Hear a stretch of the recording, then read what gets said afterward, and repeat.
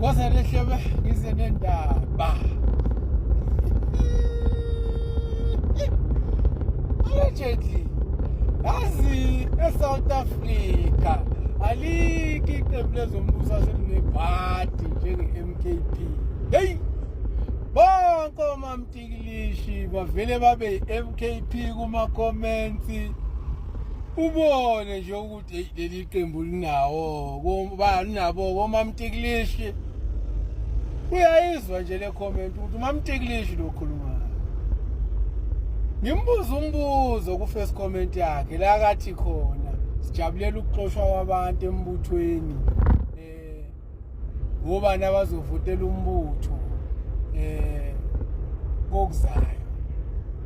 Ngibeze ngibuza ke mina ukuthi ngobani laba akakhuluma ngabo ukuthi baxoshiwe.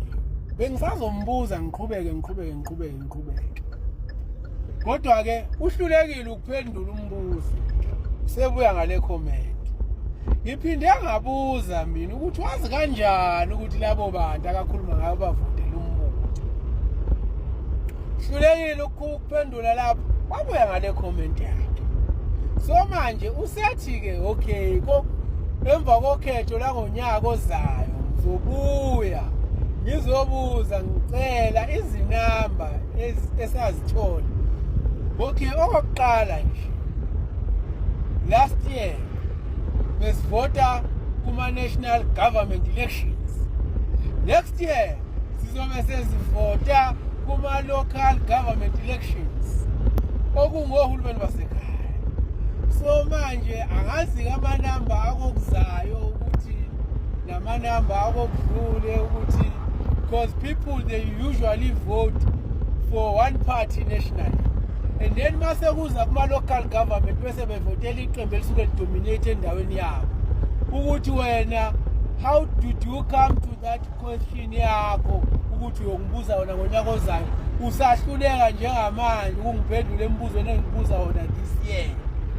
Uzofuna ungibuza wena lo mbuzo uzongibuza wona next year kuma different types of elections. Kuma local government elections abantu basuke bevotela lelo qembu okanye lo muntu walelo qembu abasuke belibona eduze kwabo. Abavoti ngendlela ekuvotwa ngayo national. Uyabo? That's why njengoba besivota bekukhona abantu national abavotela uNC ebese bethi provincial bavotela iqembu labo lela abasuke belivotela. So wena lo mbuzo wakho ke nje is out. That's why ngithi la manje ku MK noma Mtikilishi uyabo.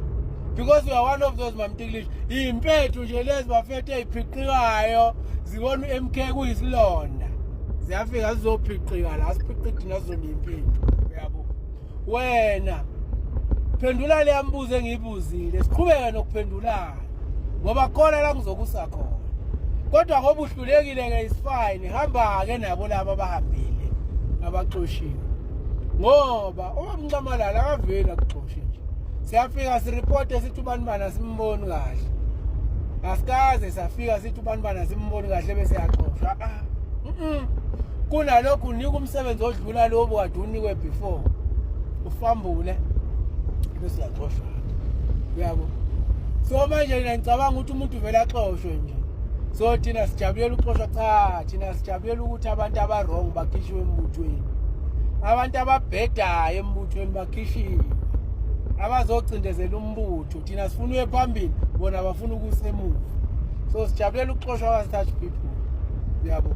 Hayi abantu abaright abavotela umbutho. Ukwazela lapho ukuthi bawuvotela umbutho. Angeke ubulala umbutho ovotela. Ngabe kahle ikhanda lakhe kahle alisebenzi. Uyabo?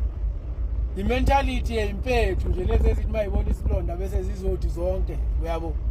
Uyabona impukane. Angithi vele impethu izalwa izimpukane. Uyabo? Masibona nje into engathi ayihambi kahle zifika zithi zizogcwala kiyo. Bese ziyaphiqika ke siphiqika so nina nibona iMK kuyisilonda la kimi. Uyabo? MK into engasile. Ingakho nje nizoba impethu ke manje lokhu niphiqika. MK ayisiyo lento engicabanga ukuthi bedani nina nizobona. Bedani nina nizobona. Angithi wathi uMK ayina constitution. Base nibona manje ukuthi MK ne constitution senikhuluma lokusuze nikukhulumayo. Ziyakhala ke manje. Ya, sanibona. Sengihembi.